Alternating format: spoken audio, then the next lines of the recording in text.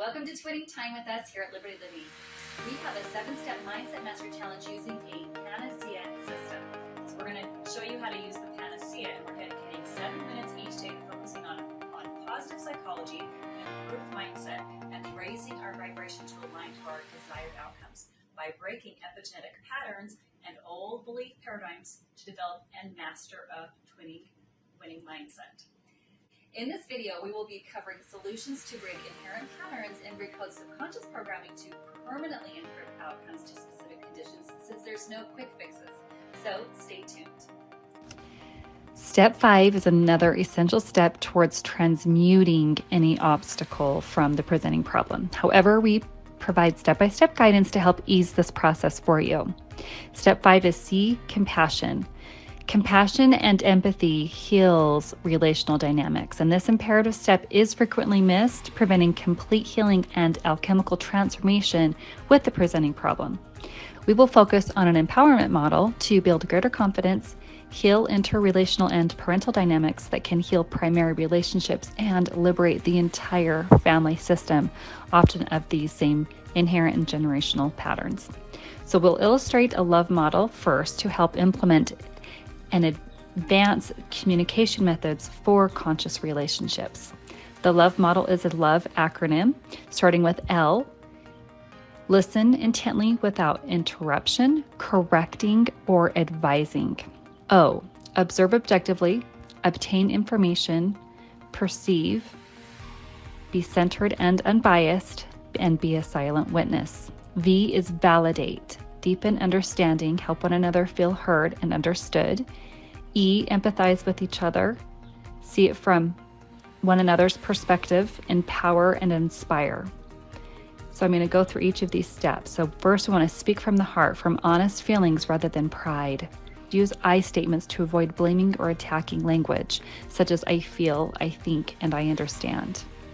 Validation is one of the most important steps because it's also very well misconstrued. Validating does not in any way imply that we are condoning a behavior, that someone is right or wrong. It's reflecting on what our partner is communicating, and by using validating responses such as I can understand how you might feel that way. I can see your point of view. You're right.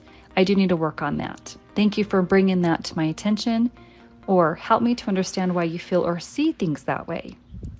Listen rather than react. Reflect. Is there anything true about what my partner is saying? Taking accountability, as we just went through this last step, is not only owning what our part is ours by owning our behavior, words, and actions instead of denying them, but also being willing to improve and taking a moment to look at maybe where we had misunderstandings or where we were not entirely aware how we can improve. So it's okay to feel this way because we are all human, and this is how we learn and we continue to evolve. So do you believe that your parents or caregivers did try their best with what they knew in your youth? Because oftentimes this is where we find our attacking behaviors, or we hold on to some resentment that tends to fester underneath and then once again is inadvertently transferred to our primary relationships and particularly our spouse.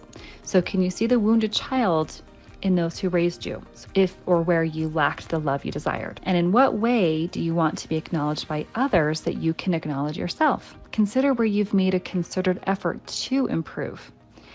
And in what way can you acknowledge those that you want to be acknowledged by? What do you hope to gain from this challenge? This alignment work can open the door to new possibilities to align you to your ideal goal or destination when you put the effort into creating it. As a common expression goes, the more effort you put into it, the more you will get out of it. If you require love, try to realize that the only way to get love is by giving it. That the more you give, the more you will get. And oftentimes we've been familiar with the adage that giving is better than receiving, but that is because we're coming from an abundant state of consciousness instead of the state of lack and need. If we're needing it, then we're going to be operating from a state of lack instead of a state of abundance. When we embody the feeling and sensation of love by first demonstrating love towards ourselves, then we can also demonstrate love more towards others. And the next step, step 6, we're going to learn how we can increase more gratitude. As we all know, gratitude is the signature step to increasing more in our life. So if you wish to learn more and are truly ready to transform your conditions and your relationships from inherent programming for good, then go ahead and click the link below to get started to access our complete 7-step P.A.N.A.C.E.A system. Please let us know if you gained any value from this, and by sharing this video with your loved ones, liking and subscribing so we can make more beneficial videos for you.